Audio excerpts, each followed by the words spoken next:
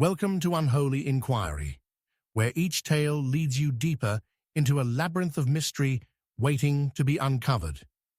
This time, join us as we delve into Hercule Poirot and the secret of the Sapphire Locket, a fan-crafted story that pays homage to the genius and sophistication of Agatha Christie's iconic detective, Hercule Poirot. We are thrilled to have you with us on this captivating journey. Share your thoughts, let us know where you're tuning in from, and if you spot any details we missed, your feedback is invaluable. Together, let's continue to shape even more thrilling enigmas. Chapter 1. The Murder in the Drawing Room. The laughter and clinking of crystal glasses echoed through the lavish halls of Ashcombe Manor as a tempest raged outside. Rain lashed the tall windows, and sheets of lightning illuminated the extravagant drawing room in brief flashes, casting eerie shadows that danced along the richly upholstered walls. Among the varied company assembled for Lord Ashcombe's soirée, an air of expectancy hung thick like the heavy silk drapes framing the grand bay windows as guests chatted about art, politics, and the ever-changing world beyond the manor's ornate gates. But then, as if the storm itself had admonished the festivity, a piercing scream sliced through the jovial ambience. The laughter ceased abruptly, a silence descending like death itself. All heads turned toward the source of the harrowing cry, which had come from the East Wing. The guests, socialites, aristocrats, and a few bewildered local notables exchanged alarmed glances, their expressions shifting from amusement to concern. "What was that?" someone whispered, a note of panic in their voice, but no one moved to investigate right away. It was not until the stately figure of Lord Ashcombe himself strode purposefully away from the group, his face pale and drawn, that the others followed him, trepidation evident in their steps. Poirot, the famed detective, was among the gathering, but had blended seamlessly into the background, observing with his meticulous gaze. The tension was palpable now, each guest's affluent front cracking under the pressure of fear. They hurried into the dimly lit corridor, the echoes of their hurried footsteps lost amidst the sound of the storm outside. As they reached the door to the East Wing, Lord Ashcombe paused, his hand trembling above the doorknob. Taking a deep breath, he pushed the door open with a creak that resonated ominously. The sight within brought forth a collective gasp.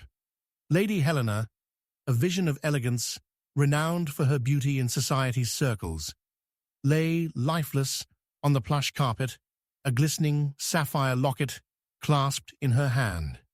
Her blue gown, resplendent just moments ago during the toast, now seemed morose against the backdrop of her sudden demise. "Good Lord," Lord Ashcombe murmured, stepping back as if struck. He turned to Poirot, whose expression had shifted, his placid demeanor sharpening with the unfolding tragedy. "Mon cher ami," Poirot stated quietly, "this is no mere accident." Indeed it was not. The scene spoke of dark undercurrents. Poirot advanced cautiously, his keen eyes scanning the room. The drawing room was elaborately furnished, antiques draped in silks, portraits of solemn ancestors lining the walls, and the soft glow of the fireplace casting a flickering light over the lifeless figure. Yet there was something decidedly out of place. A locked door that led to the balcony was ajar, offering an inviting but suspect view of the rain-swept garden below. Her death, murder perhaps, is cloaked in a mystery, Poirot murmured, stepping over to the body. "Mon Dieu, the locket!" The exquisite piece of jewelry shimmered with an almost mocking beauty against Lady Helena's pale hand. Poirot carefully examined it, noticing a small engraving hidden in the clasp. As he peered closer, he felt the gaze of Lord Ashcombe hovering nearby, his anxiety palpable. "Do you recognize it, my friend?" Poirot asked, glancing up sharply. The lord seemed taken aback, as if the weight of the tragedy had robbed him of his words. Lady Helena had many pieces, but his voice faltered, the tension tightening around them. "I don't recall this one." Yet the craftsmanship speaks loudly, an item of significance. Poirot slipped the locket into his pocket, his mind racing as he catalogued every element of the scene. "Did anyone see her last alive?" he inquired, his eyes darting towards the others, each appearing more wooden and anxious than the last. "Who spoke to her while in the drawing-room prior to this tragedy?" A flurry of murmurs ensued as guests exchanged words layered with deceit, underscored by shock. Finally, the smoothly suave figure of Charles, a childhood friend of Lady Helena's, stepped forward, his brow wrinkling with concern. "I was with her just a moment before. We shared a dance. She had seemed distant, troubled," he recounted, his fingers nervously twirling a cigarette case. "But I thought nothing of it. You know how she could be, ever the enigma." "And you left her alone?" Poirot's piercing gaze fixed on the young man. "Only for a moment.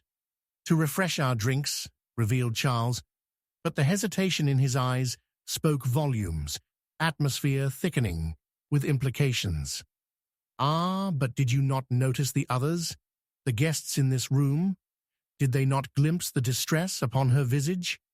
Poirot quipped, choosing his words deftly to extract more. Charles stumbled over his words, his demeanor shifting under the circumstances.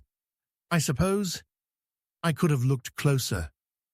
"Quite so," Poirot stroked his well-groomed mustache. "We must piece together this tapestry of lies and truths." A sudden clap of thunder interrupted their gathering, and the storm crescendoed outside, mirroring the rising dread within. No one noticed that a figure had lingered at the doorway during the frenzy. Harriet, Lady Helena's sister, who had remained silent, her eyes darting as she absorbed the ominous scene. Poirot turned, sensing the shift. "And you, mademoiselle, you seem awfully quiet, yet I perceive a tempest brewing behind your calm facade." Harriet's lips quivered as she met his gaze, a mix of defiance and vulnerability swirling within. "I knew her well, better than anyone," she replied with a steely edge. "But I also knew her secrets. She was not as perfect as she appeared." "Secrets, you say?" Poirot pressed, his interest piqued. Before she could respond, a loud crash echoed from the balcony, reverberating against their already frayed nerves. The guests gasped again, whipping around just as the door flew open wide. A gust of wind, startlingly icy, swept through the room. "Stay where you are," Poirot commanded, his voice slicing through the confusion. "Do not move." Clarity struck him as he spotted a glint on the ground where the door had swung open. There, half hidden under a chair, lay a scrap of paper, torn, but its presence suggested an urgency that the room had failed to recognize amidst grief. As the guests stepped closer, Poirot raised a hand, studying the crumpled paper carefully, eyes gleaming with purpose. "Ah, but what do we have here?" The storm continued its rage outside, but inside, a very different storm was brewing, one that would unravel with an intensity yet to be fully revealed. As he turned the paper over, he realized that the truth was lurking within the shadows, beckoning to be uncovered. And the game was only beginning. Chapter 2. A letter that arrived too late.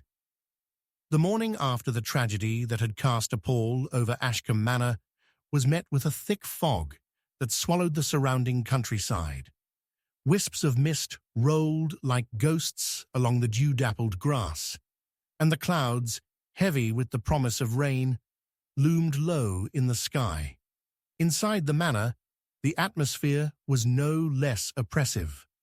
The flickering gas lamps cast long shadows across the hallway, mirroring the unease that had settled into the hearts of its inhabitants.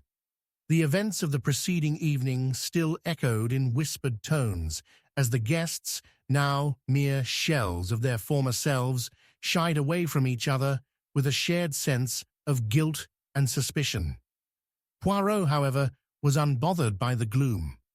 With an unreserved intellect and an insatiable thirst for truth, he meticulously explored the grounds of the manor, probing every crevice with his perspicacious eye. His mind was a whirlwind of thoughts surrounding the Sapphire Locket, the empty spaces in the narrative, and the melancholy face of Lady Helena that haunted him. Her mysteries were entwined with the others who had shared that fateful evening, but he needed something more to anchor his investigation, a thread to weave through the tapestry of deceit that now surrounded him. As he strolled the echoing halls, he found himself drawn towards the drawing room that had borne witness to the tragedy. The sight of the brushed carpet still bore uneven hues where hastily removed bloodstains had marred its elegance. Poirot knelt beside the very chair where Lady Helena had breathed her last, delicately tracing the outline of the chair with an elegantly gloved hand, as if in some surreal reverence. Just then, the door creaked open, jolting him from his reverie.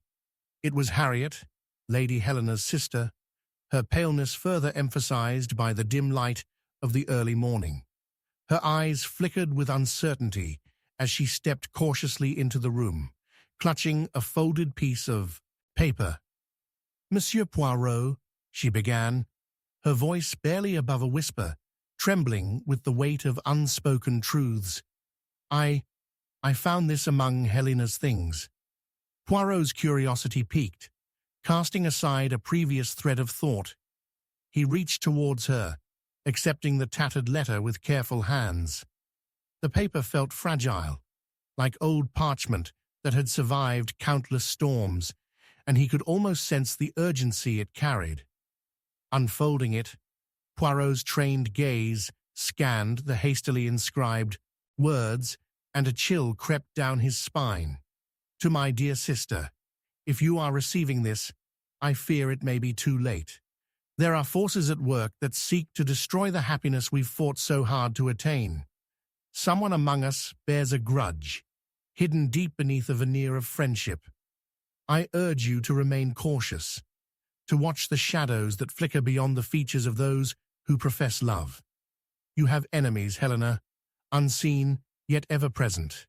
I beg you to seek refuge, lest the darkness closes in. Yours, eternally, a friend." Poirot's brow furrowed as he read the final line, each word a stone thrown into the still waters of Lady Helena's tragic fate. The letter was not merely a missive of warning. It hinted at rivalries and resentments interwoven among the guests of Ashcombe Manor. "A warning," he muttered under his breath, his mind racing. "It arrived yesterday, but went undelivered." "Yes," Harriet whispered, her throat tight. "It was meant for her before the party. I discovered it only this morning amidst her belongings." Poirot straightened, his mind piecing together the implications, and yet it led her into a den of sudden death, carrying ominous words instead of protection. "Tell me, mademoiselle, did she have any recent quarrels or disputes with the guests present last night?" Harriet hesitated, a flash of turmoil passing over her face. There were whispers. I overheard snippets, suggestions of betrayal, jealousy, They said she cared too much for her possessions, but nothing solid, nothing I could grasp. Whispers, which are seeds of truth, Poirot replied, scribbling notes with fluid strokes upon a small notepad, his eyes narrowing with determination. We must speak with those present, confront each thread as it leads back to the heart of the matter. Should I call them? Harriet asked, her tone trembling, feeling the weight of the impending storm. Indeed, mademoiselle, Poirot said, his voice resolute. We have a great deal to uncover, and time is of the essence. Send for them. I would prefer to probe the intricacies of their alibis whilst the dead linger yet uneasily upon our minds. Moments later, the guests began to assemble in the drawing-room.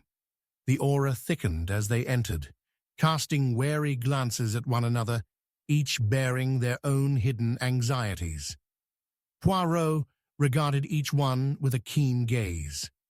Charles, who was still clasping his cigarette case with weary hands. Lord Ashcombe, whose eyes betrayed flickers of guilt, and the softly spoken lady who had remained in the shadows, barely resembling her vibrant sister. As silence enveloped them, punctuated only by the occasional crackle from the fireplace, Poirot addressed them with an eloquence that commanded attention. Ladies and gentlemen, I have uncovered a letter, a warning left for Lady Helena. She was aware of the danger that lurked like a spectre among you, and yet chose to attend the soirée regardless. It begs the question, why did she not heed its call to caution? Whom among you is guilty of harboring enmities? Discomfort rippled through the group. Charles shifted in place while Harriet's gaze was cast downward. I did not mean her harm, Charles stammered, bolting to his defense, though a subtle darkness gathered behind his eyes. She was my closest friend. But a friend who may have eclipsed your ambitions, Poirot suggested, lacing his words with a syrupy sweetness that masked his scrutiny. Yes, of course, Helena had such a flair for the recognized and admired, Charles retorted sharply, masking his ire. But I would never wish her harm. I stand by our history. We were allies. History can bind and sever, Poirot insisted, his tone steady, yet edged with tension. But let us speak of the letter's implications. Someone among us must bear the rancor of jealousy. We shall unearth these buried feelings, and they will lead us to the truth. As the guests fidgeted uneasily, Poirot's eyes drifted again to Harriet, who looked steadfast, yet torn. Perhaps she held the key to interpreting the intricacies of the relationships at play, a hidden motive masked beneath love for her sister. Lastly, I must ask if anyone else received a missive or warning prior to the soirée. His voice resonated in the air, an ultimatum dangling like a threat. But before anyone could respond, a sudden boom of thunder erupted outside, shaking the very foundations of the manor. The group gasped in unison, hearts leaping in their chests. It was then that Poirot's gaze sharpened once more, a realization dawning as he noted the varying expressions of unease flitting across their faces, combined with the flawed imitation of innocence. He possessed but one last piece of evidence now, hidden in the telling glances of those gathered. And just as the electricity buzzed in the air, so too did the tension among them, poised to ignite. The afternoon light barely seeped through the heavy curtains, casting a dim glow across their faces. But Poirot knew that the darkness within their hearts was far more daunting than the storm outside. With the letter still cradled in his hand, he saw that the real mystery was about to unfold, a truth that would soon shatter the amygdala of the very relationships surrounding him. Indeed, the tempest within Ashcombe Manor raged on, threatening to spit forth its secrets, and Poirot was determined to get to the heart of it before it was too late. Chapter 3. The Disappearing Act. The relentless patter of rain on the windowsill served as a grim reminder of the disquiet that loomed over Ashcombe Manor. Inside, shadows danced in the gaslight's flickering glow, an eerie reflection of the turmoil churning in the minds of its inhabitants. As Hercule Poirot stood examining the finer details of the drawing-room, where Lady Helena had met her untimely end, the grim toll of the previous evening echoed in his thoughts. Just then, a frantic knock at the door broke his concentration, and Harriet entered, her face pale and her breath hitching. "Monsieur Poirot, you must come quickly. It's about one of the gardeners. He's gone missing." Her voice trembled, and her eyes darted to the corners of the opulent room, as though the very walls were conspiring against her. "Missing, you say?" Poirot replied, his dark brows knitting together with concern. "And what may have spurred this sudden disappearance?" "His name is Edward," she continued, wringing her hands. "He was tending to the rose garden early this morning, just when the fog began to descend. He didn't return for lunch, and the others are worried. They found a note by his tools." The detective's heart quickened. An insatiable curiosity ignited in his mind. "Show me the note, mademoiselle. Perhaps it contains the key to this most puzzling behavior." Harriet led Poirot through the labyrinthine hallways and out into the murky garden. A cold wind whipped around them, warning of the deeper storm gathering beyond the manor's walls. They reached the garden, where the flowers now bowed under the weight of the rain. A small cluster of uniformed gardeners stood shivering, their expressions painted with fear and confusion. Poirot approached the tools, noticing a scrap of paper fluttering in the shallow earth nearby. He picked it up delicately, his eyes narrowing as he read the swirling letters scrawled upon it. "To whomever finds this, I take my leave. The shadows have grown too thick for me to breathe, and I fear for my life. Helena knew something terrible, about those she called friends." Poirot's mind raced, the last words of a man in despair. "He speaks of shadows, of fear," he murmured. "What could have driven him to such fright? Tell me, mademoiselle, did Edward exhibit any peculiar behavior?" "Only to say he'd seen strange things," Harriet replied hesitantly. "Voices in the night, figures moving beyond the garden's edges. But he seemed more frantic about Helena's fate than his own." "And yet," Poirot remarked, rubbing his chin thoughtfully, "could it be that he unearthed something? The gardeners know the land intimately. Perhaps he stumbled upon a secret hidden among the flowers." With that, he began questioning the other gardeners gathered. "Did any of you see Edward yesterday prior to the party? Did he speak of any fears or doubts? Perhaps an enemy lurking among you?" The gathering merely shifted nervously, exchanging glances as if resorting to the sanctuary of silence seemed preferable. Finally, one older gardener, a burly man with weathered hands, stepped forward. "Last evening, he said he'd seen something near the old willow tree by the edge of the estate, that there was someone watching, lurking in the dark. We thought he just fancied things, what with all that's happened." Poirot's eyes lit up. "The willow tree, you say? A place of refuge and isolation.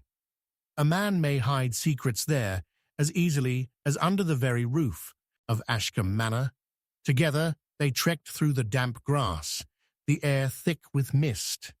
As they neared the tree, Poirot sensed something deeper than mere fear at play among the workers. He turned to Harriet. "Do you sense the anxiety upon them? Each of these men shares a connection with Edward. Could jealousy or rivalry have woven its way into their bonds? Yes, now that you mention it, Harriet hesitated, her brow furrowing in thought. There have been tensions. Edward was set to advance. His position, they were not pleased he'd get a wage rise while they remained stagnant. Ah, so there is the possibility of discord, Poirot said thoughtfully. They arrived beneath the sprawling branches of the willow, and the shadows felt thicker, more concealing. Let us begin our search. Perhaps the garden has more to reveal. Lifting his gaze, Poirot scanned the labyrinth of nature. Suddenly, a glint caught his eye among the knotted roots, something gleaming, partially buried in the earth. Knelt to examine it, revealing a small, intricate locket, a sapphire at its center. An interesting find, he quipped, holding it up for Harriet to see. A token from Lady Helena's collection, missing from her belongings. Indeed, she replied, her voice dropping to a whisper, it is a part of her inheritance.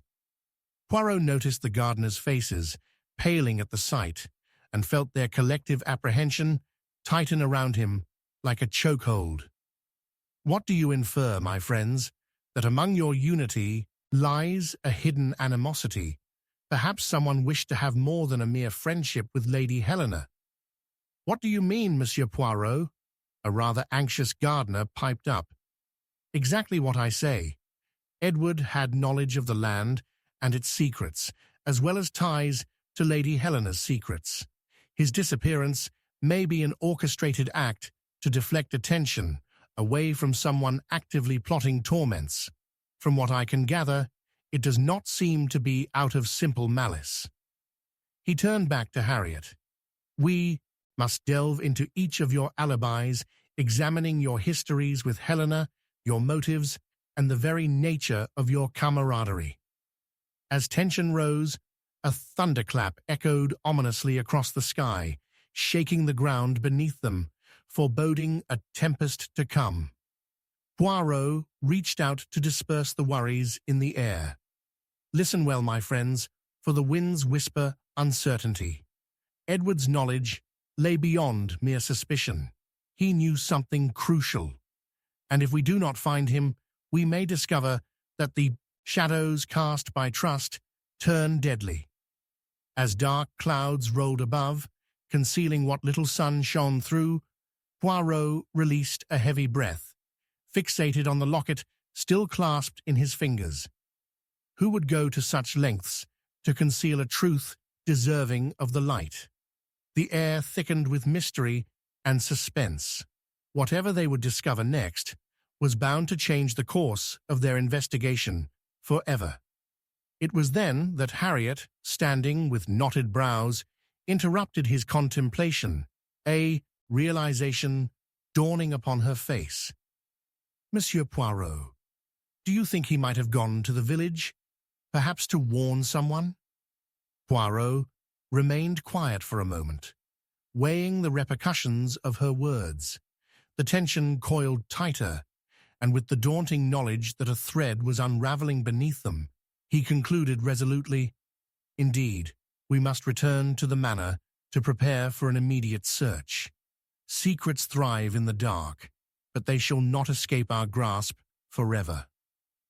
As they turned back towards the manor, a crack of thunder rumbled above, and Poirot felt an unsettling shiver run down his spine, for the storm was only beginning, and the real game of deceit was still at hand. Chapter 4. The Will That Was Never Signed. The rain lashed against the windows of Ashcombe Manor, each droplet a striking reminder of the tempest, both within and without. Lightning illuminated the shadowy corners of the drawing-room, casting fleeting silhouettes that danced alongside the growing tension. Hercule Poirot paced deliberately, his keen mind whirling with the strands of secrets that entangled the lives of those gathered in Lady Helena's home. It was time for the pieces of this puzzle to align, and yet a sense of dread hung heavy in the air as thick as the storm clouds broiling overhead. His thoughts were interrupted by a soft knock, and Harriet entered, her expression reflecting both urgency and trepidation. "Monsieur Poirot, I believe we may need to turn our attention to Lady Helena's belongings. I stumbled upon something that may alter the very course of her inheritance," she began, her voice barely above a whisper, as if the walls themselves might eavesdrop. Poirot, intrigued, gestured for her to proceed. "Pray, mademoiselle, what have you discovered?" "After you concluded our search in the garden, I recalled Helena's personal effects. Among her possessions, I encountered a locked drawer in her writing desk." She paused, her brow furrowing. "When I managed to pry it open, there were letters, mementos, and, the most curious absence, a missing will." "A will?" Poirot leaned in, his eyes glimmering with the promise of unraveling yet another layer of this intricate affair. The absence of such a document could indeed alter the dynamics of the inheritance. Who do you presume stands to benefit from its disappearance? "Exactly," Harriet shot back, her fingers anxiously fiddling with the pendant on her necklace. "When I spoke with Lady Helena's cousin, Reginald, he expressed quite a keen interest in the estate, more so than what seemed appropriate, considering the circumstances. There were also murmurs of a meeting he had on the night of the murder. What if the will was concealed or destroyed to prevent him from inheriting?" Poirot nodded thoughtfully. "A clandestine meeting, you say? How fortuitous that you have uncovered this nugget of information. Will you lead me to the drawer? Shall we inspect the remnants of Lady Helena's intentions?" Harriet acquiesced without hesitation, and the pair navigated the creaking corridors that led to Lady Helena's chambers. As they entered the room, an enormous portrait of Helena, with her piercing gaze, seemed to follow their every move, as though the very essence of her existence lingered, observing closely from beyond. "Here," Harriet indicated toward the ornate writing desk, its surface cluttered with elegant trinkets that seemed out of place, in stark contrast to the weighted atmosphere. She retrieved a small brass key from her pocket, choosing to focus her resolve on the task at hand. With a reluctant turn, she inserted the key into the lock and, with a satisfying click, opened the drawer. The contents revealed assorted letters and scrap paper, but nothing seemed to evince the promises of her last wishes. Poirot meticulously fanned through the letters, his disappointment burgeoning with each unremarkable piece. Yet, amidst the correspondence, he found one particularly frayed envelope with a name, not Lady Helena's, but that of her companion, a certain Miss Edna Craven. Straightening, he showed it to Harriet. "Tell me, do you recognize this name?" Harriet frowned. Her lips thinned as she thought. Edna? She was Helena's closest confidant, though some say their friendship was marred by jealousy. She remained at Helena's side, even amidst the turmoil. "Indeed, I gather that the relationship was not entirely innocent," Poirot observed with a steely demeanor. He carefully opened the envelope to find correspondence that spoke of life, love, and, strangely, financial transactions, which raised further questions. As the wind howled outside, never had Poirot felt such urgency. "But you see, my dear Harriet, the absence of the will suggests an intent to manipulate familial ties. We must seek out this Miss Craven without delay to ascertain her whereabouts on the evening of Lady Helena's murder." Harriet shifted nervously. "There's more, Poirot," she added, nodding towards a nearby dresser. "Among her personal belongings, I found an oddly large locket, so heavy that it feels as though it could contain something more than a mere portrait." Intrigued, Poirot approached lifting the glinting locket from its resting place. As he examined the delicate craftsmanship, an uncanny sensation gripped him. Ah, this seems to bear Helena's initials.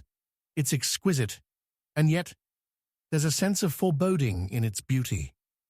He flipped it over, revealing intricate engravings that hinted at a connection to a past desire for power or love long lost. He tucked the artifact into his coat pocket and turned back to Harriet, whose expression mirrored a dawning realization.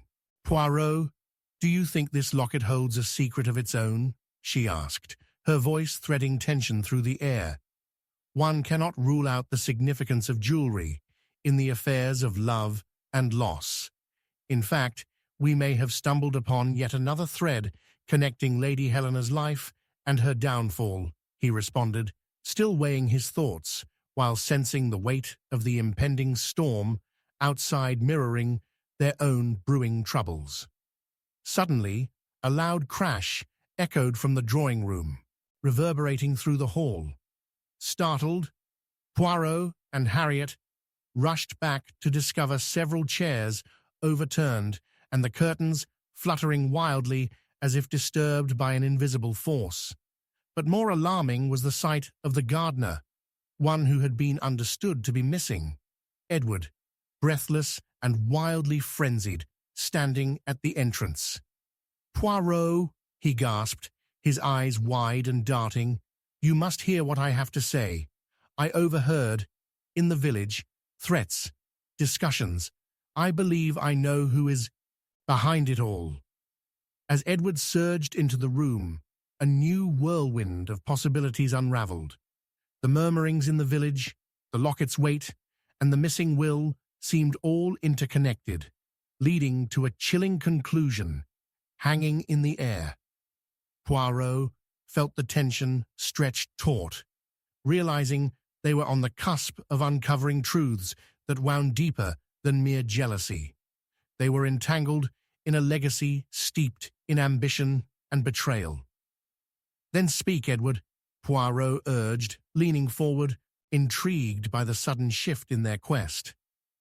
"Tonight," Edward began, breath hitching with urgency, "I overheard Reginald conspiring with Edna near the willow tree. They were discussing how they would silence anyone aware of the will's existence or its non-existence. And it's close to being revealed."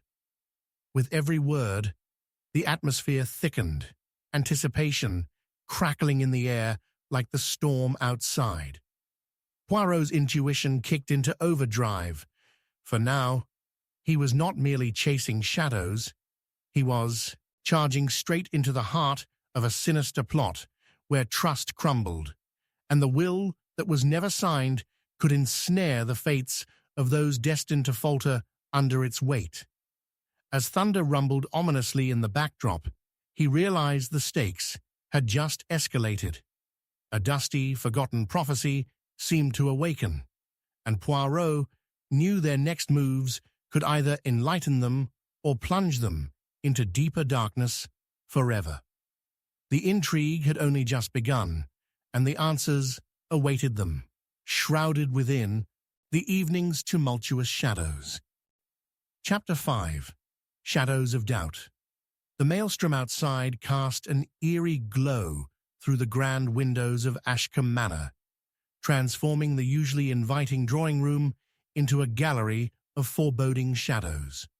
The rain drummed relentlessly, creating a rhythm that matched the tumult within. Poirot's mind teetered between the swirling secrets and the accumulating doubts of the attendees gathered beneath this architectural weight. Tensions were reaching a boiling point. One could practically taste the electricity in the air, amplified by the tempest raging just beyond the walls. As Poirot adjusted his bow tie, a habitual gesture whenever he felt the clouds of uncertainty gather in his mind, he sensed the disquiet radiating from the guests milling about the room. They exchanged furtive glances, whispers muffled by the cacophony of rainfall. Among them, Harriet stood precariously close to the edge of desperation, her eyes darting between faces she had once thought trustworthy.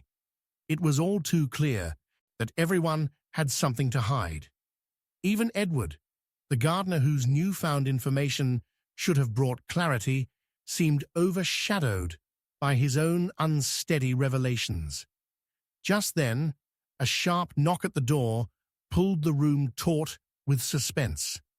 Poirot motioned for Harriet to stay at his side as he strode towards it. He paused, his hand inching to the doorknob, feeling as if the very air vibrated with pent-up revelations. With a decisive turn, he swung the door open, revealing a figure cloaked in rain-soaked garments. Miss Edna Craven stood before him, her auburn hair plastered to her forehead, and her dark eyes depth-filled with a storm of fraying nerves. She had clearly been out in the elements and appeared disheveled, though there was something sharper about her appearance that hinted at the strength hidden beneath her fragility. "Monsieur Poirot," she began breathlessly, stepping inside before he could articulate a welcome. "I must speak with you. It is urgent." Harriet's expression morphed into one of alarm as she leaned closer to Poirot. Should we let her in, given the circumstances? But Poirot held up a hand, fascinated, intrigued. "Let us allow the storm's fury to visit us no more than it already has. Come, Edna." He ushered her further into the room, where the warmth they offered stood in stark contrast to the chilling pain of betrayal lingering at its heart. Once settled, Edna's gaze flitted across the room, settling briefly on Harriet before returning to Poirot, her voice trembling as she continued. "I fear for my life, as much as I fear for the truth. I was at the village earlier, and I overheard something terrible that might be connected to Helena's demise." Fevered whispers rippled through those in the room, collective breaths held. Poirot maintained his calm demeanor, urging her to elaborate. "Pray, tell me about this overheard conversation. Who spoke, and what was said?" Edna groped for words, visibly shaken. It was Reginald and an unknown accomplice. They spoke of a secret pact, the disappearance of Helena's will, claims that she had intended to change it all. They claimed it was essential for them to maintain her fortune. As she spoke, realization began unfurling in Poirot's mind, like the petals of a sinister flower, blooming under the weight of malice. "Fortune," Poirot echoed, digging deeper into Edna's tectonic shift of emotions. What could drive them to such abhorrent lengths? "Greed, jealousy, and fear," she replied, determination kindling anew in her voice. "Reginald has long coveted the estate, but there's something darker at play, something more than just inheritance." "But what do you know, mademoiselle?" Poirot interjected, his brow furrowing. "You must have seen or heard more than mere words exchanged in the night." Edna hesitated, her breath hitching, as if a larger truth lingered just beyond her grasp. "Helena confided in me about suspicions she had regarding her safety. She believed she was being watched, but she did not provide specifics. I attempted to convince her that her fears were unfounded, that her trust in Reginald was misplaced. But she seemed troubled. An unease I attributed to the growing whispers of discontent surrounding her. She stammered, grief evident in her every syllable. Just then, a crash echoed like a thunderclap through the manor. The guests in the room jumped, and Poirot turned sharply. "What was that?" he demanded, now alert to the potential materialization of further danger. "I believe it came from the library," Harriet ventured, her voice quaking slightly. "I think I heard Edward near there earlier. He might have gone to check something." "Then let us investigate," Poirot urged, with a sense of purpose ignited in his chest. Mademoiselle, stay close. If you have critical information, it must not go unprotected. As the trio made their way to the library, the tension intensified, every creaking floorboard igniting his senses like the flash of lightning illuminating the darkened room.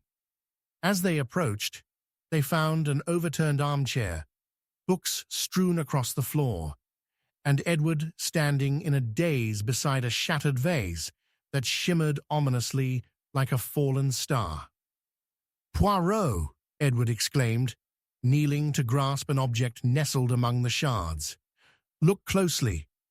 Fastening his gaze upon Edward's palm, Poirot felt a rush of excitement surge through him.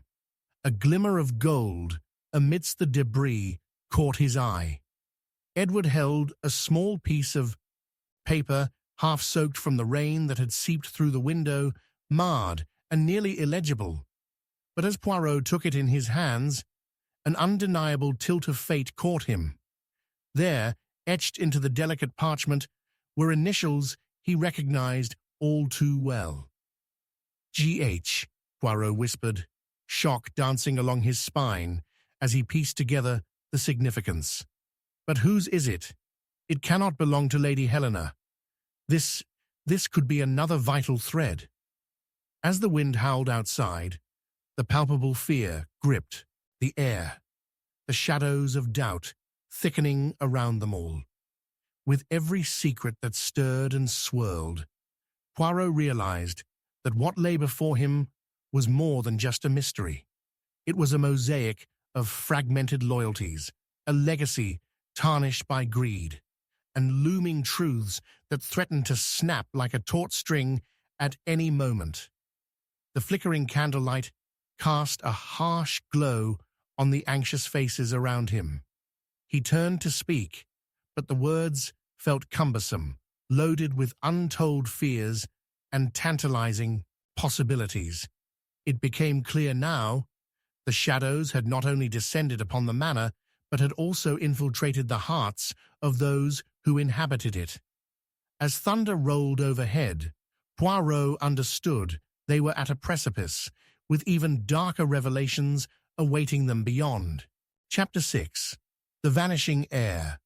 A hasty knock echoed through the chilly air of the library, sharp and sudden like the crack of a whip, cutting through the oppressive atmosphere thick with uncertainty. Poirot turned sharply, senses heightened, as the shadows around him seemed to dance in erratic patterns. His eyes darted to Edward, who stood amidst the remnants of the vase. The tension in the air was palpable, a taut string threatening to snap at any moment. "Who dares intrude in our moment of contemplation?" Poirot asked, his brow furrowing deeply as if seeking answers within the swirling dust motes illuminated by the flickering candlelight. The door swung open with a groan, revealing a figure drenched from head to toe, a silhouette almost swallowed by the night's tempest. Reginald Hawthorne, his usually composed visage transformed into one of disarray, stumbled past the threshold, his face flushed and breathless. "You must help me. It's gone," he exclaimed, his eyes bulging in a frantic plea that sent a shiver down Poirot's spine. "Calm yourself, Monsieur Reginald," Poirot intoned, his voice a soothing balm against the increasing chaos. "What is it that has vanished? Your sanity, perhaps?" "Not a moment for jests. The deed, the document," Reginald sputtered, glancing furtively over his shoulder as if shadows were poised to overtake him. "The estate's title deed. I had it, stored safely in the library, until now." His voice tapered off, fear knotting the fabric of his shirt. As he peered toward the broken vase, its shards scattered across the floor like lost dreams. Poirot's sharp eyes narrowed, excitement igniting the flame of curiosity within him. Is it possible that someone has taken it? What of Edna or Edward? He gestured towards the gardener, who appeared increasingly restless, glancing side to side as if he too was aware of brewing tempests beyond the realm of the storm. I don't know, Reginald cried, the desperation in his voice resonating through the room like a death knell. All I know is that as I returned from the village, having no interest in the affairs of the house, my own position within it is at stake. I believed Helena had left it in the library until she returned. I mean, she was too... Reginald's throat constricted as he cut himself off, the implications of his words causing a visible shudder. Until she returned, Poirot echoed, allowing Reginald's partial confession to settle. You implied she would come back, yet her fate is entwined with deceit, is it not? Speak freely. What did you overhear that led her to conceal the deed? Reginald swayed, caught between panic and a revelatory instinct, struggling to articulate the weight of the turmoil swirling within. Helena feared for her very life. She spoke of... He hesitated, and Poirot leaned in closer, sensing the shadow of truth, yearning for emergence. Speak. We are entwined in this web together, Reginald, Poirot insisted, his eyes narrowing with anticipation. She spoke of an heir. Reginald's voice shook sharply. A hidden one.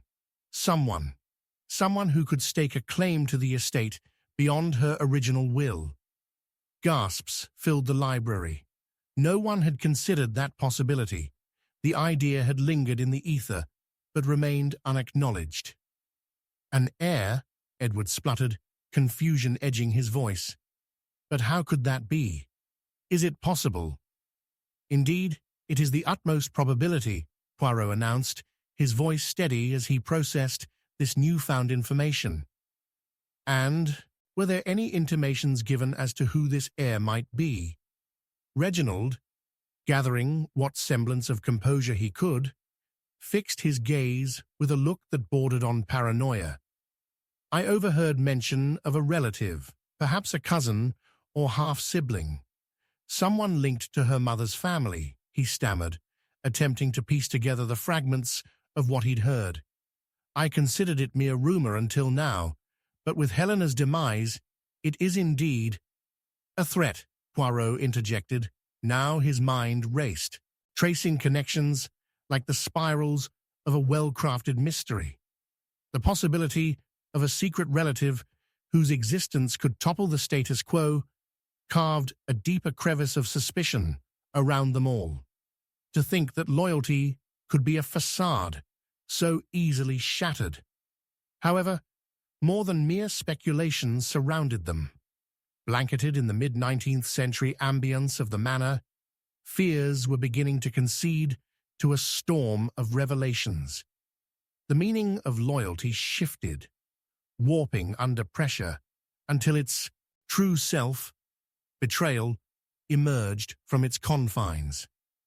Then we must act swiftly, Poirot determined, excitement mingling with urgency racing through his veins. Reginald, Edward, together we shall uncover who this heir may be and whether they pose a genuine threat. As words left his mouth, thunder rattled fiercely against the windows, a cacophony that matched the morbid urgency of the moment. Suddenly, a distant sound echoed, a subtle rustling from beyond the room chaos. Poirot's instincts flared, each sense heightened as he approached an open window, raindrops hurling inwards. A parchment flapped against the frame, half-drenched and barely legible. "Look!" exclaimed Harriet, rushing to Poirot's side. "Could that be... Mon Dieu!" He pulled the soaked document free, rediscovering the distinctive embossed initials G.H. A cold prickle spread through him as he vaunted this newfound paper forward, revealing sketched outlines. G.H. Gerald Hawthorne, he deciphered aloud, eyes swiftly evaluating the implications. But what does this signify? If he is the heir, with urgency palpable, the room descended into silence, all eyes on the newly uncovered clue that could rewrite histories and betray alliances forged in blood. Fingers trembled, breath caught, and the weight of secrets hung heavily, feeding on the atmosphere surrounding them. "Poirot," Reginald blurted, "this means he could be among us. He could very well threaten everything." The storm raged on outside, matching the tempest storming in each guest's mind, a cacophony of realization tumbling forward into the unknown. They were not merely against an unseen enemy. They were swimming into turbulent waters where loyalty and trust became distorted. A puzzle threatening to collapse as new pieces emerged.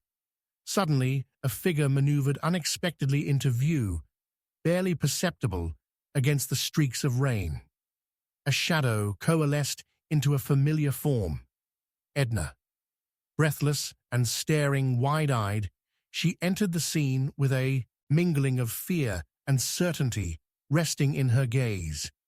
"You will not believe what I have discovered," Edna cried, the determination igniting within her once more.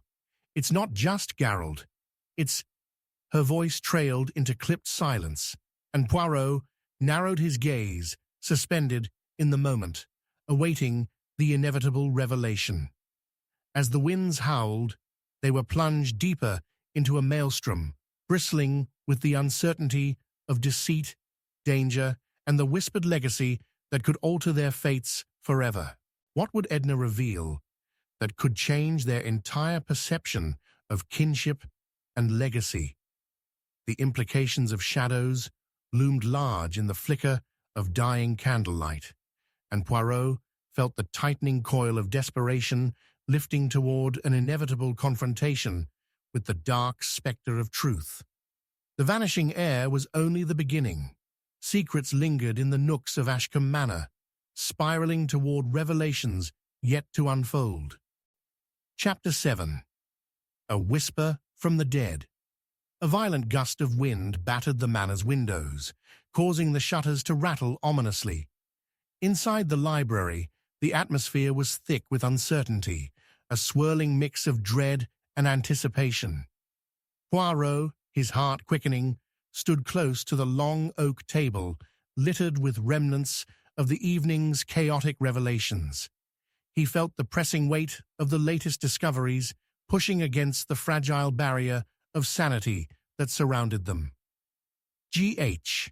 Gerald Hawthorne," he murmured, the initials echoing in his mind like a tolling bell. He turned to the group, implicating them all in the electric tension crackling through the air. "This document may unravel the very fibers of deceit woven into your family history." Reginald, panting heavily, knotted his hands together. "But what stands between Gerald and us now? All of us? Could there be a link between him and Helena that we've missed?" "I fear there is," Poirot replied, eyes narrowing with fierce intent. "The shadows we chase, each secret revealed, leads us closer and closer to a deep-rooted family conspiracy. We must find a way to illuminate these obscured truths, but patience, to pull them from the shadows, is needed." As he surveyed the library, its air thick with dampness from the incessant rain, Poirot's gaze fell upon the ornate bookshelf, the corners adorned with intricate carvings, and one book, a leather-bound journal, caught his eye. It rested slightly ajar, beckoning. Without speaking, he strode purposefully toward it, the floor creaking beneath him like a plaintive cry echoing the storm outside. "Since we delve into family secrets," he said, glancing back at Edward and Edna, "perhaps this journal holds answers that lie within Lady Helena's own words." With deft fingers, Poirot pulled the journal from its shelf prison, its spine cracking softly as he opened it to reveal pages yellowed with age. The faint aroma of musty paper wafted up, mingling with the fresh scent of rain, creating a primordial feel of time's passage. The handwriting inside was elegant, yet hurried, brimming with emotion, Lady Helena's fears playing out upon the page. "Listen to this," Poirot began, his voice low and deliberate. "Entries from years ago, the very pulse of a family under duress." He read aloud, "I fear I have woven a web far too intricate for my own good. The whispers of my heritage linger like spectres above my bed at night. A secret that, if unearthed, could shatter us. If Gerald were to know." The group shifted uneasily, a murmur of trepidation sweeping through them. Edward pushed himself forward, eyes opened wide at the implications. So it is true. She had been hiding something of great importance, something linked to Gerald. "There is more," Poirot continued, turning the pages, each one a ghost, echoing dread and suspense. Helena mentioned a hidden relic, a locket given to her by her mother, said to contain the answer to the true lineage of our family. "Monsieur Poirot, what locket are you speaking of?" Edward asked, frowning. "I've never heard it mentioned in any discussions among the family." Poirot closed the journal, its weight significant in his hands. "That is precisely why we must investigate further. This locket may hold the answers to more than you realize, the missing piece of an intricate riddle." "Are you suggesting that it could contain information about Gerald's custodian right to the estate?" Edna interjected, sharply, her brows knitting together. "That implies Helena would have known about this heir for a long time. The implications are grim." "Indeed," Poirot agreed. "Complicated family ties seldom bear the fragrance of sweetness." Reginald's brow furrowed, his voice emerging as a strained whisper. Could it be possible that Lady Helena was not the only one who sought to suppress the truth? There may be others among us who were complicit in covering up this revelation. A collective pause surged through the group as the weight of accusation tinged the air. Eyes darted among them, calculating, ruminating over hidden intentions. Outside, thunder rumbled ominously as rain continued to clatter against the ancient walls, a distant symphony to the dread unfolding within. "Monsieur Poirot, I believe we must search for this locket," Edward suggested, emotion lining his features. "If what is written in the journal has substance, we must uncover it before the storm beyond transforms into mere chaos." "Agreed. But this quest will not be simple," Poirot warned, locking eyes with each of them. "Found within these walls lay deeper currents than we understand. Allies may become enemies when lineage and legacy are at stake." As the storm raged on, whispering secrets only the dead could tell, Poirot felt an ember of resolve kindling within him. This investigation was turning darker than any he had faced, weaving through sorrows buried long ago, an echo of ghostly threads waiting to be unearthed. "Let us reconvene at dawn," Poirot instructed. "For now, rest must prevail in order to summon clarity from uncertainty." Yet, as he turned to make his exit from the library, Poirot caught a glimmer from the now closed journal's margins, a hastily scrawled handwriting that seemed almost to pull him closer, a desperate plea entangled in the paper's whispers. "Mon Dieu," Poirot whispered, swiftly reinvigorated. He snatched the journal back, flipping through its pages as the others remained oblivious, consumed by fears erupting in their own thoughts. There it lay, an inscription etched in hurried strokes.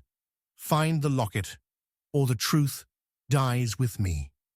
A chill coursed through Poirot's spine, realization dawning. The urgent plea hinted at a danger suspended beyond the living, a breach between truth and oblivion. "Ladies and gentlemen, our course is clear," he pronounced, voice unyielding.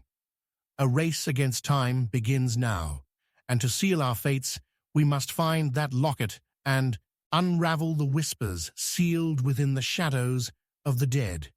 Outside, the storm echoed its disapproval. A tempest, foreshadowing events that would ultimately lead them closer to the sinister depths of Ashcombe Manor, where reverberations from the dead resonated louder than the thunder above. With the stakes mounting high against a backdrop of rain-soaked anguishes, the chase for legacy transformed into a battle for survival. Little did they know, the dead had not only whispered secrets, they were waiting, wanting revenge as much as resolution. As they left the library, walls groaning around them, under the pressured weight of secrets billowing with the wind, a new revelation loomed over them. Their actions would unleash the darkness lurking in the hearts of the living. Chapter 8. The Hidden Room. The torrential downpour lashed against Ashcombe Manor, its relentless rhythm a mournful accompaniment to the secrets simmering within its walls. Hercule Poirot stood under the dim light of a flickering chandelier, surveying the vast expanse of the estate's grand entrance hall, his mind whirring like the precision gears of a finely crafted watch. Each heartbeat thrummed with urgency. They were on the precipice of unearthing something significant.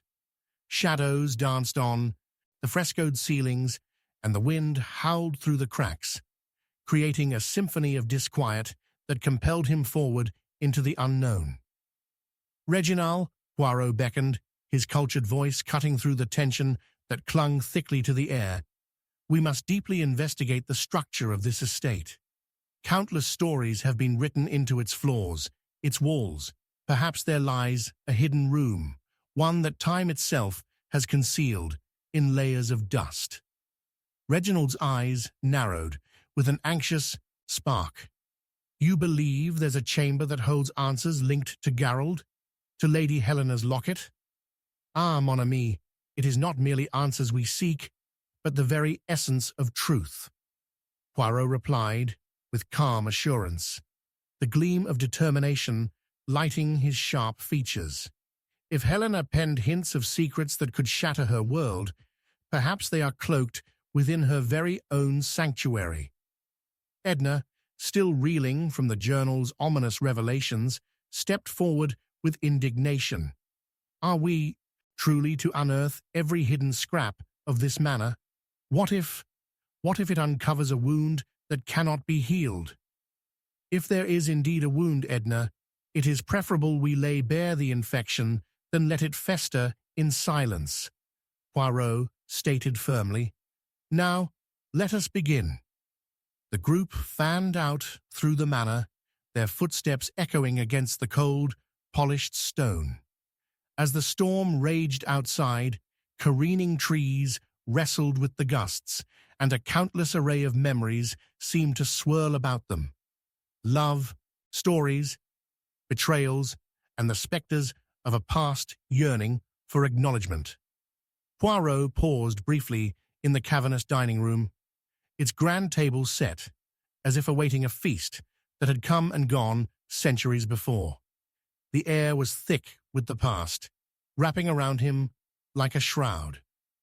"Think, my friends. We must look towards what is not immediately visible," Poirot encouraged, gesturing at an ornate tapestry hanging on the wall, its threads faded, yet still elegantly woven. What tales might this fabric tell where light cannot reach?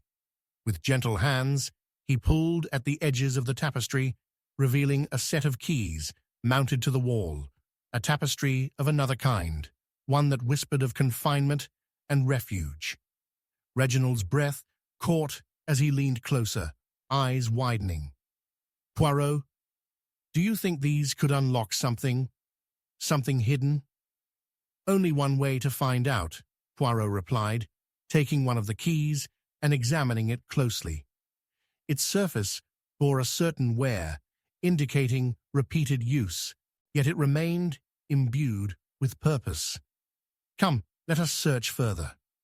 They made their way through the winding corridors, passing muted portraits, eyes following each step. As the storm raged on, the group felt the weight of history alive within these walls, every shutterclap a reminder of the secrets they sought. Poirot's instincts tingled as they approached a seemingly ordinary door at the end of a narrow hallway, unassuming yet pregnant with possibilities. Without hesitation, he slid the key into its lock, twisting it with a deliberate precision. The door creaked open, revealing a dimly lit space, cloaked in layers of dust and memories long relegated to the shadows. Glancing at his companions, Poirot stepped inside, the atmosphere heavy with the scent of aged wood and forgotten stories. What lay before them was an intimate room, cluttered with personal artifacts, faded letters, photographs bound in ribbon, and an old gramophone standing sentinel against the far wall, its horn glimmering softly in the low light. The air buzzed with anticipation. This was no ordinary room. It spoke of an occupant who had lived, loved, and lost. Poirot knelt by a small table, stacked with brittle papers, his fingers tracing the edges of a letter with an ornate script. As he unfurled it, the name Helena, etched across the top, sent tingles racing down his spine. "Listen," he instructed, as he began reading aloud. "My dearest, the secret we share binds us in ways unspoken. Should Gerald ever learn—" The words hung heavily in the air, altering the weight of every gaze directed upon Poirot. Edward's face had gone pale, the implications of the letter sinking in. There was more to their relationship than we were led to believe. Reginald moved closer, peering over Poirot's shoulder. Is it possible Gerald was not merely an heir, but a rival? Could his existence pose a threat to an even greater secret? "Precisely," Poirot replied, bolstered by a deepening resolve. "Every love invariably gives birth to betrayal. Helena's emotions may have compelled her into a web of duplicity she later sought to entangle." Edna's voice trembled, emerging from the depths of her dread. But to what end? What was so significant that none of us were meant to discover? As Poirot sifted through more letters, a black-and-white photograph slipped from beneath the pages, fluttering to the ground. He retrieved it, the image revealing two young lovers entwined amidst the verdant gardens of Ashcombe. One was undeniably Helena, the other. "Mon Dieu," he gasped. "Gerald!" Eyes widened, silence enveloped the room. The tempest outside thundered as the rain intensified, crashing harder against the manor's bones, as if echoing the turmoil within the hidden chamber. "Poirot," Edward said gravely, almost in reproach. "If Gerald was indeed beloved by Helena, what could have happened to drive her to conceal it so vehemently?" Poirot felt the gears of his mind begin to whirl in the throes of deduction. We must recollect the context of this love. Was Helena's heart torn by obligation? What ties bound her to a choice of silence and sacrifice? Suddenly, a raucous bang from outside jolted them from their reverie, and a fresh fear coaxed the edges of their thoughts. "That noise," Edna murmured, her face paling. "Could it be—" Poirot turned sharply, considering the implication, his mind racing with inferences about unseen foes, ghosts not of the past, but rather fierce dimensions of the present. We must proceed with caution.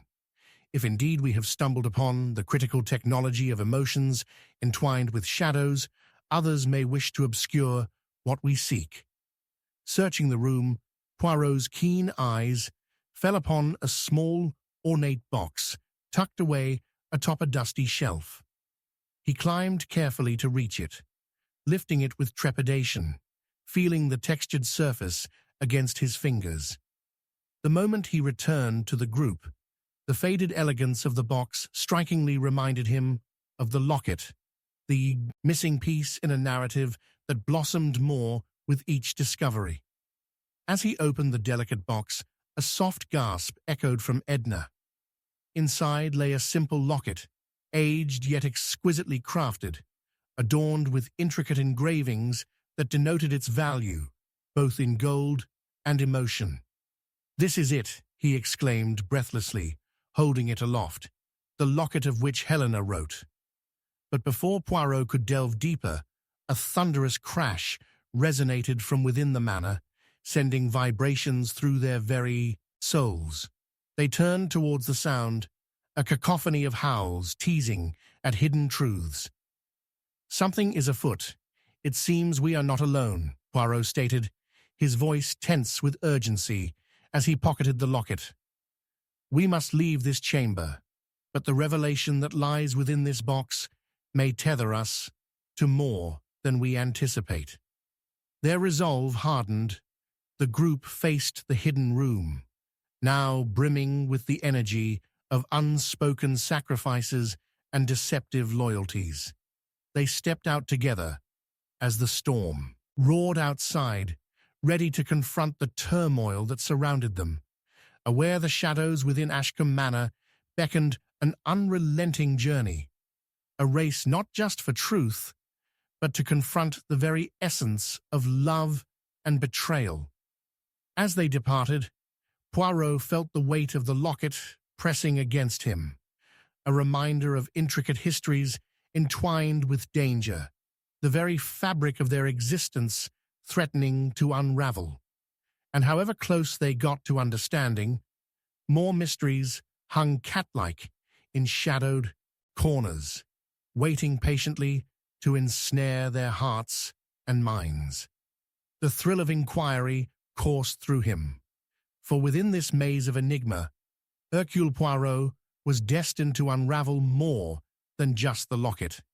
He would reveal a family lineage racked with unfathomable motives and a truth that could either save or destroy them all. The storm continued to rage, but Poirot and his companions now understood. Revelation was merely the beginning of a deeper abyss yet to be unearthed. Chapter 9. The Trap is Set. The night was alive with tension. The tempest outside mirrored the churning emotions of those within Ashcombe Manor. Rain lashed against the cobblestones, with sporadic flashes of lightning illuminating the darkened corners of the grand estate. The atmosphere weighed heavy with unsaid words, promises unfulfilled, and secrets long buried in silence. Hercule Poirot stood at the center of the grand parlor, his sharp eyes gleaming with a resolve that could shatter any doubt. He had gathered every person involved in the unfolding drama under one roof, a gathering painted by wicked motives and hidden truths. "Monsieur Poirot," Reginald ventured, nervously adjusting his cuffs, "are you certain this is wise, to summon them all here, after what has happened?" Poirot glanced around the cavernous room, taking in the collection of strained faces. "Ah, mon ami, wisdom is what we seek, but the truth often hides among the shadows." An inscrutable smile danced on his lips. "Tonight, we shall draw it forth." The guests filed into the parlor, each step weighted with uncertainty, glances darting like nervous sparks. Edward's dark brows knitted tightly, while Edna's fingers fidgeted like hummingbirds, darting from her lap to the collar of her dress. And there, lurking along the edge, was the spectre of Lady Helena's absence, felt but not acknowledged, like a ghost among the living. Poirot's mind remained razor-focused on the task at hand, which was not merely the unveiling of the macabre, but a careful orchestration of revelation. He raised a hand, effectively quieting the murmurs that threatened to overtake the room. "Mon cher ami, I am grateful for your presence on this tumultuous evening." The estate around us cries out for resolution, as do the spirits of the past. Tonight, we embark on a journey through the heart of Ashcombe Manor, a journey to confront that which was hidden and perhaps embolden us to face the truths that await. The wind whistled through the gaps in the ancient windows, adding a chilling cadence to his words, while the guests clung to their seats with palpable unease. Poirot swept his gaze over them, lingering briefly on each of their faces, the turmoil of guilt shadowing Reginald's features, the subtle tightening of Edward's jaw, and the flicker of something darker in Edna's eyes. Before we unravel what lies buried within these walls, I wish to share my findings related to Lady Helena, her locket, and a few buried secrets, Poirot began, producing the delicate locket from his pocket and holding it aloft, its gleam capturing the flickering light.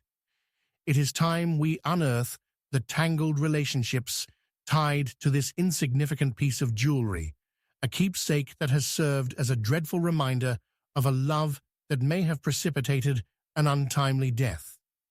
A hush fell over the group. Each face betrayed layers of conflict, a mixture of curiosity, dread, and the tinge of accusation that pervaded the air.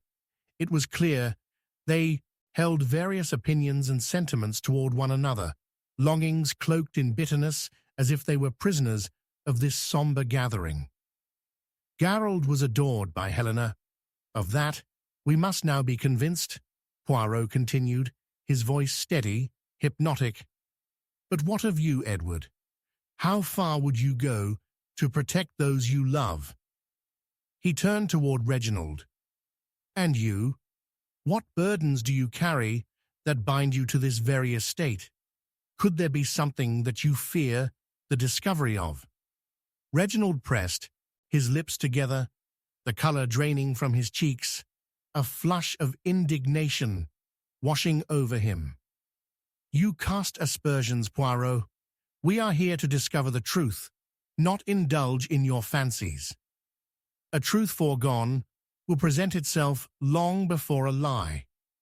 Poirot's tone dropped to a near whisper, glinting with intent, each word deliberate.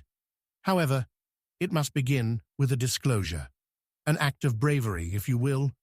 I require each of you to share your own thoughts on Lady Helena, her past, her desires, and her relationships. The group shifted uncomfortably, feeling the taut string of fate pulled closer to its breaking point. It was Edward who broke first, a clash of uncertainty rumbling in his voice. Helena was simply lovely, engaged in her interests, but always harboring a distance. I adored her for all that it's worth. To what end? Edna snapped, a tremor of accusation lacing her words. You loved her in such a way that makes even the dark loom larger. You think she didn't notice your faults? Stop this. All of you, Reginald's voice rose, the mannerisms of a man pushed to the precipice. I loved her as well. Thank the heavens she saw beyond those who yearned for her. No one loves without purpose, Poirot interjected smoothly. What if the love you each profess was not as pure as you wish? What if jealousy wove itself into your hearts? Did you not all want a piece of her affection? The room erupted in a chorus of voices, accusations tethered to years of deception ringing off the walls. Poirot, unfazed, embraced the tempest. He was the eye in the storm, drawing calmness to chaos as he drummed his fingers against the arm of the chair in contemplative cadence. Indeed, it seems buried passions have bloomed into something most sinister, he mused, his mind teetering on the brink of deduction. But we have not reached the crux. There is something yet hidden, a motive dark enough to slice through the veil of innocence. His gaze fell upon Edward again, the sharpness of his analysis creeping into the silence as if crystallizing fear. Tell me, Edward, did you see anything the night Gerald died. "What do you mean?" Edward stammered, the pallor of his face casting him in a ghastly hue. "Something you hid, a fragment, perhaps even a confession lingered on your conscience." Poirot pressed, unable to shake the feeling that a key was perched just behind Edward's trembling facade. A flicker of fear crossed Edward's face, and Poirot noticed. Before he could press further, another violent crash of thunder shook the manor, and the lights flickered ominously. In that moment of distraction, a figure darted from the shadows, knocking over a heavy candlestick, the ominous sound reverberating against the walls. "Who's there?" Poirot demanded, turning sharply, but the figure slipped past, blurred in a whirl of confusion, leaving the guests gasping in alarm. "I cannot allow the truth to break free just yet," a voice whispered from the darkness, a tale of unspoken intentions curling into the air like smoke. Poirot's heart raced as he turned back. "No, we are not done." As the tension in the room became tangible, Poirot felt the heavy locket in his pocket almost vibrate against his leg, a reminder that the truth was so close. He could almost taste it, but he was not yet equipped to glean its full significance. A new sense of urgency gripped his heart as he scanned the now terrified faces around him. Inside, he knew he had lured the murderer into revealing themselves, yet the time was not ripe. The storm of secrets swirled even more violently now, beckoning him on a thrilling pursuit to uncover the motive before the true, treacherous nature of Ashcombe Manor could fully eclipse them all. In the depths of it all, the winds howled once more, and Poirot found himself nearness to the brink of discovery. Whatever transpired, he would unravel the last echo of betrayal and fear before dawn broke, or his name was no longer Hercule Poirot. Chapter 10. Lies, Secrets, and Suspicions.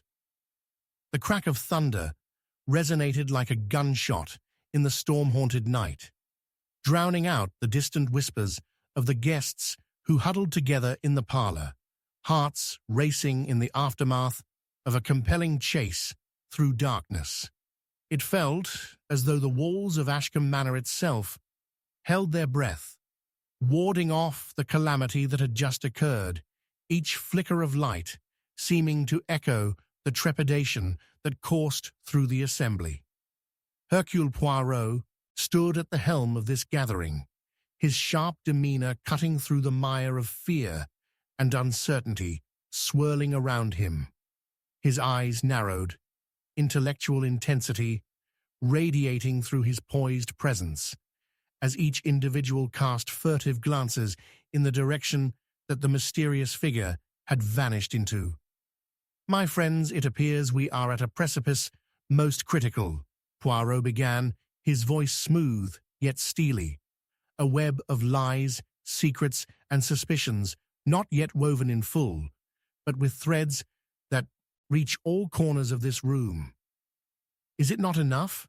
Edna quipped, attempting strength, but faltering at the weak seams of her composure. "Is it not enough that we live in fear, Poirot? What more will we suffer?"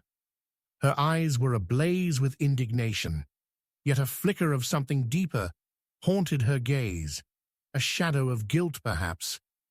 "Fear, madame, is the price of ignorance," Poirot replied, the subtle cadence of his speech blending wisdom and challenge.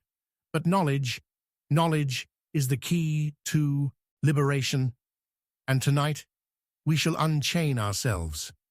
As Poirot surveyed the congested room, he noticed the insecurities writ large on his guests. Reginald shivered not from cold, but from an unseen weight, his hands trembling as they fidgeted against his lapels. Edward's jaw clamped down in anxiety, the full gravity of the situation bearing down upon him like the tempest outside. He raised his voice, fragile and hesitant. "What do you intend to do, Poirot?" accuse us all. Sharing thoughts, Edward, is merely a beginning, Poirot replied with a confident smile. But to unveil the truth, we might first examine what you fear most. The word fear hung in the air, thick and unwelcome, stirring the simmering tensions amongst them. Edward's eyes flickered, betraying him, and it was this moment Poirot seized. Then let us not shy away from confrontation. Each of you has stakes in this considerable drama, and though Gerald's death tethered you to despair, it also tied you to a truth long buried. Reginald's breath came in short bursts. I did not wish for him to die, he whispered hoarsely, and something in his tone caught Poirot's attention, a crack in the armor through which insecurity seeped. But Helena, she chose him. Ah, le cœur, Poirot interjected softly. The heart has its desires, yes? Tell me, what was your relationship with Lady Helena, Reginald? Was it unrequited, or did shadows dwell even in your affections? It was never about me, Reginald retorted defensively, his voice trembling. Helena would always choose the bold over the meek. I am not the one you seek. Poirot cast a keen glance at Edward, who shifted uncomfortably from one foot to the other. And you, Edward, why did you feel such great disdain for Gerald? Was it jealousy? Poirot's tone turned discerning, slicing through the emotional fog as he prodded at a festering wound. No. Edward seized upon the word, cutting through the tension with force, desperation threading his answer. I respected him. I felt I was unworthy of her. But Gerald, he was not what he seemed. Interesting choice of words, this not what he seemed, Poirot mused, leaning forward. Do tell. What else can you reveal to us, Edward? There are shadows in your reticence. The room fell quiet, the rainy night's fury outside echoing the silence within.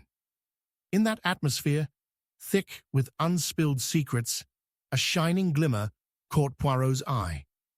The elegant locket rested discreetly upon the mantel, a substitute for the heartbeats it concealed, a reminder of Helena's ties to each man present. Poirot's keen mind began to whirl, knitting a tapestry of overlapping motives and hidden bonds. Perhaps it is time, he continued, eyes narrowed on Edward, to describe the evening of Gerald's untimely passing. Where were you, Edward, when he drew his last breath? Edward hesitated, first staring blankly at Poirot, then crumpling under the weight of the silence. I thought. Then, as if a dam broke, a wave of confession crashed over him. I thought I saw something that at the time I could not comprehend. I wish I had spoken sooner, but— Continue, Poirot prodded, his voice steady yet coaxing, a thread pulling at the hem of dread. I saw Lady Helena. She was at the edge of the cliff. Edward's voice trembled, but a tremor of fierce truth laced his words. She was with him, yes, but there was something in her eyes. It was not love. It was something else entirely, something dark. Ah, dark indeed, Poirot mused, fully engrossed in Edward's vivid recollection, the fragments coalescing. And this something you perceived, could it tie back to the unsung consequences of love? Stop this. It is all speculation. Reginald burst forth, his facade imploding like porcelain. What are you suggesting? That Helena played a part in his death? Poirot's gaze sharpened, the weight of his deductions palpable as he studied the essence of doubt blooming across Reginald's features. As the storm rages outside, so too do the tempests of love rage between you all. Perhaps, just perhaps, each thread of your stories weaves with her presence, drawing you into a complex dance dangerous enough to push any companion over the edge. My God, you cannot accuse Helena, Edna erupted, her composure giving way to panic as anger simmered beneath her surface, unearthing entangled fears. We must remember she is gone.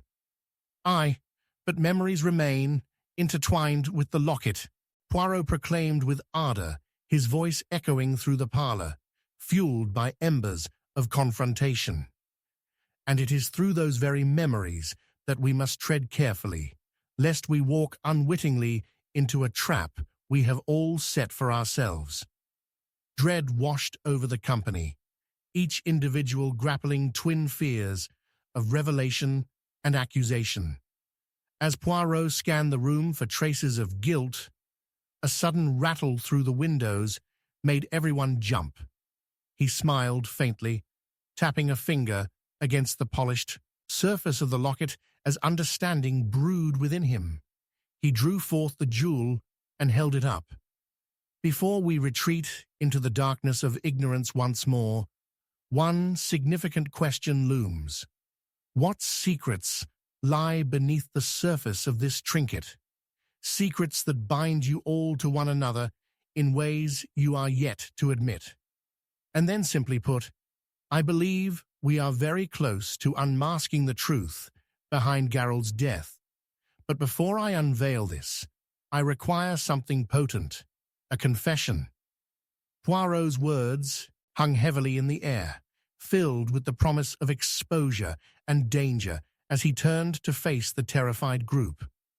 As the winds howled through the manor, he sensed the ripening fruit of secrets slowly reaching for the edge of revelation. The storm raged on. Whatever insidious truth lingered, it would soon break the brittle surface of their complicity. In that moment, Poirot realized the night was still far from over. Chapter 11. The twists beneath the surface. The chilling howl of the wind seemed to conspire with the torrential rain outside, pounding against the windows of Ashcombe Manor as if demanding entry. In the parlor, the flickering lights quivered with each rumble of thunder, casting stark shadows that danced across the faces of the gathered guests, each one a portrait of barely concealed dread.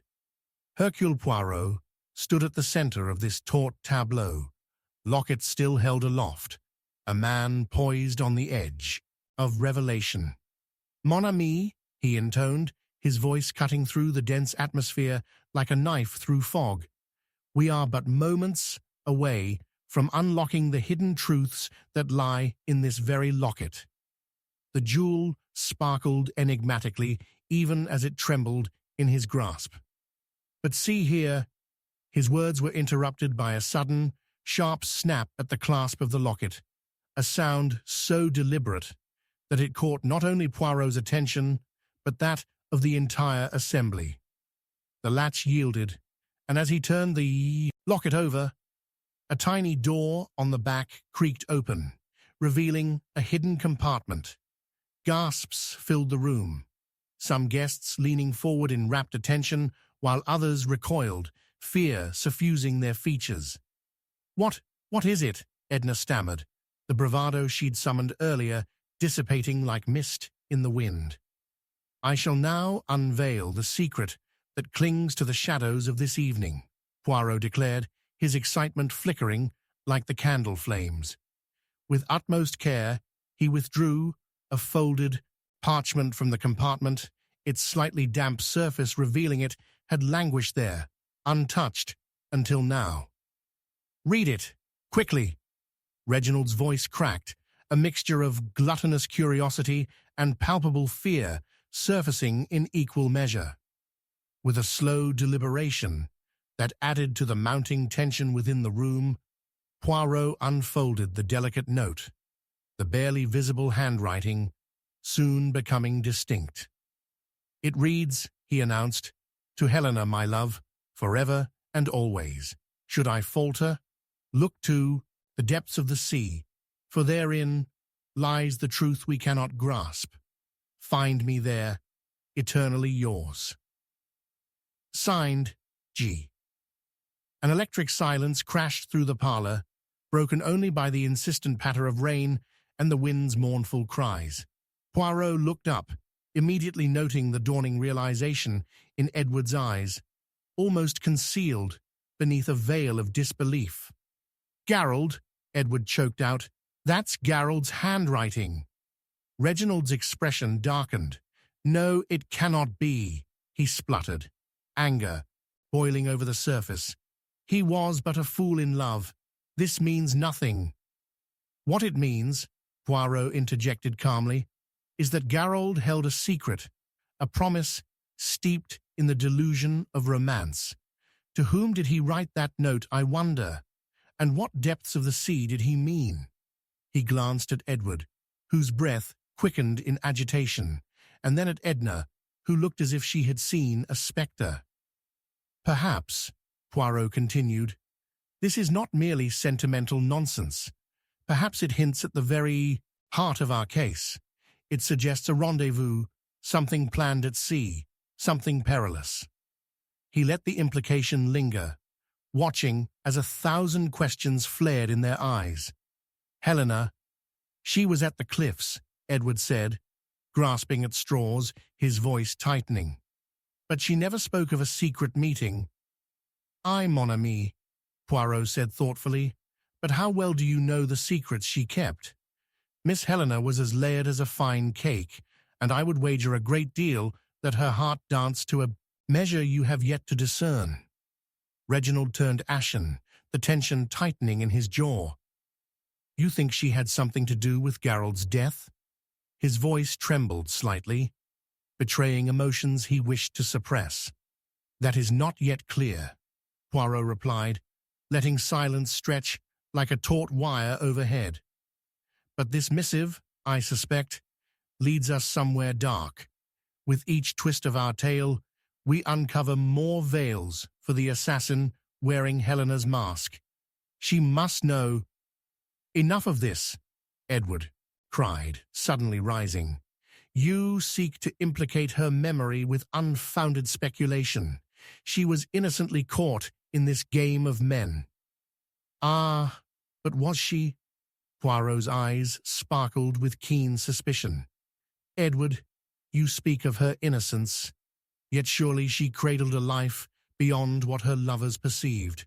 Perhaps it is you who sees only what you desire to see." Reginald seized the locket, the note spilling from Poirot's fingers as they wrestled for its significance. "What matterness lies in the depths? We must identify this G. Who could he be? Perhaps he had an order to finish, some grave error that led to Gerald's demise." Poirot's mind raced.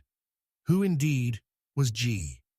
He pondered the question while gathering elements of the storm brewing in the room. He examined the locket once more, its intricate work glimmering. A flicker, akin to awakening dawn, lit upon his brow as a sudden insight struck him, sharper than the shards of lightning that stabbed across the night sky.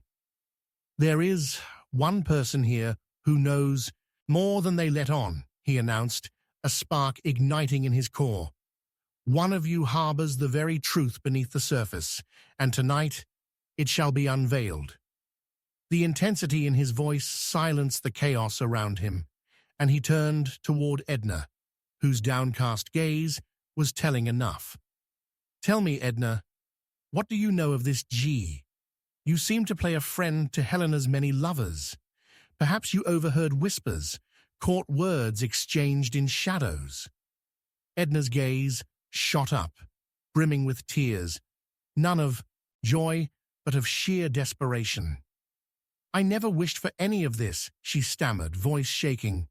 "Helena did not choose her lovers well, but I—" "And you do not wish for her to be forever tied to Gerald's death?" Poirot interjected, his brow brimming with understanding. "For you know that she sought another. Yes, even your boycott of the truth shines through." The gasps came quick, palpable as the storm outside, but the tension was different now, suffused with realization.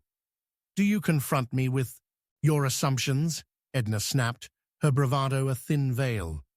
You know nothing of what I endured, what lies beneath the surface." "Precisely," Poirot exclaimed, the clarity of his deductions bubbling forth.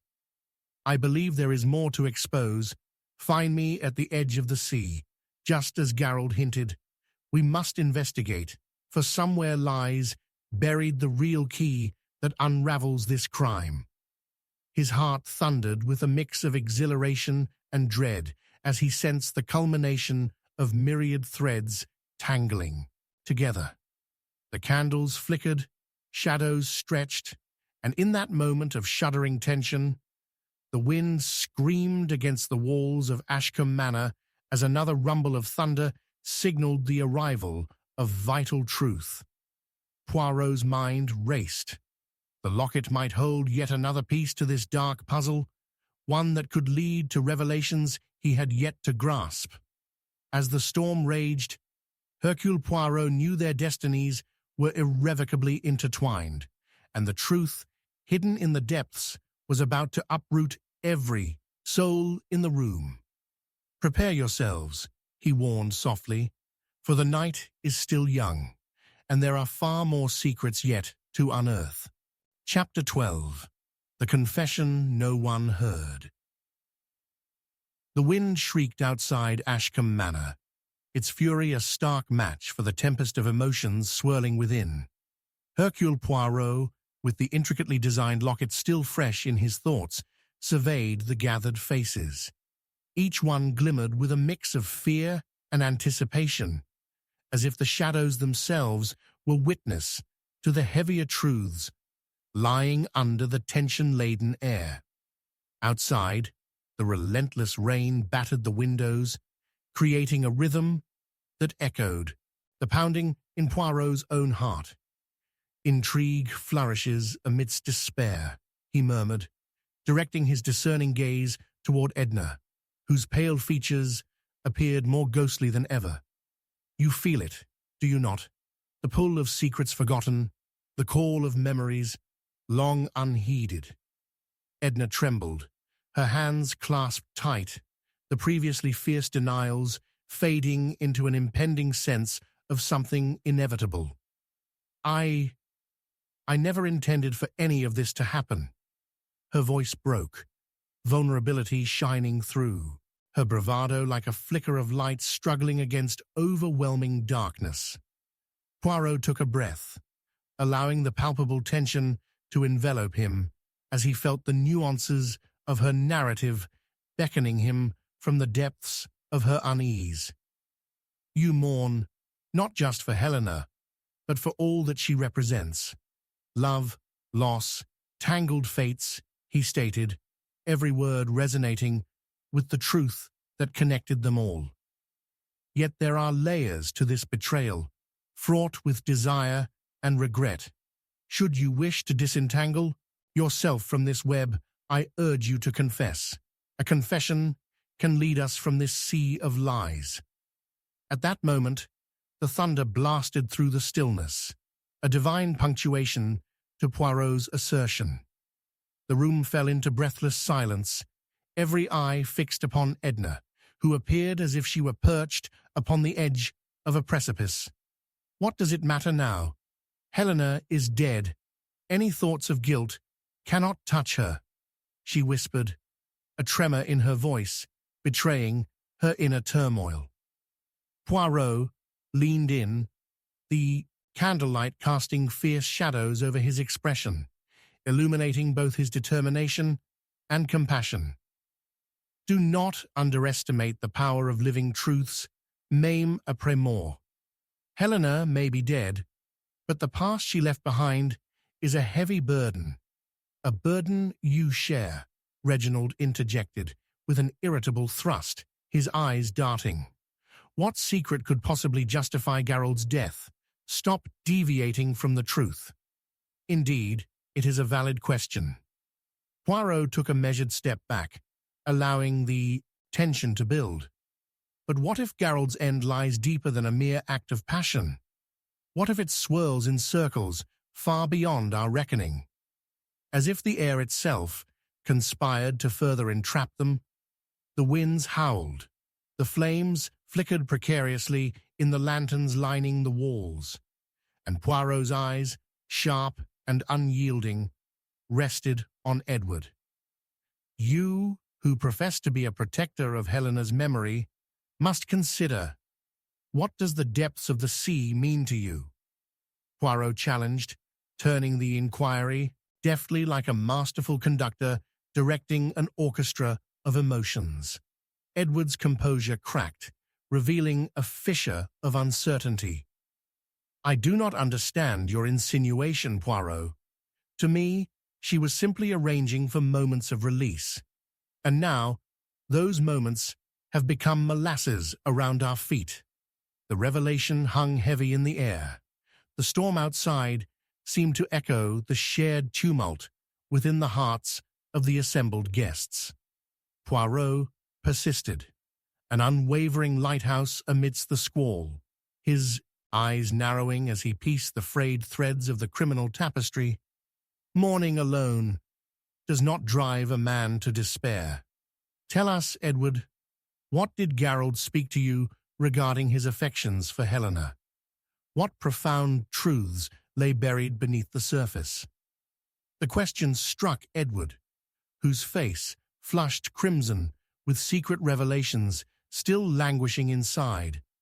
It connected him, a link binding them all, a dark, shared awareness clawing at their sanity. Gerald often despaired, Edward finally conceded, voice softening slightly. He expressed a desire to break free, as if Helena was not merely a muse, but a curse, tainted by her prior lovers. There was talk of secrets, of promises exchanged, and debts owed. Poirot inclined his head, pushing further into the murky waters. What debts owed? Why was he troubled? There were rumors, Edward mused, his voice a hushed murmur, that Gerald had made arrangements with dubious individuals at the cliffs.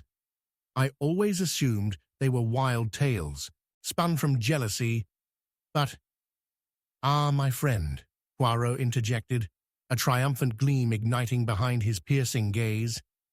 I sense that this is not just a game between lovers, that there may have been ulterior motives, perhaps even threats from the shadowy depths of your family history. At last, the piece moved, an idea gripped by fierce insistence, like the cold hand of fate.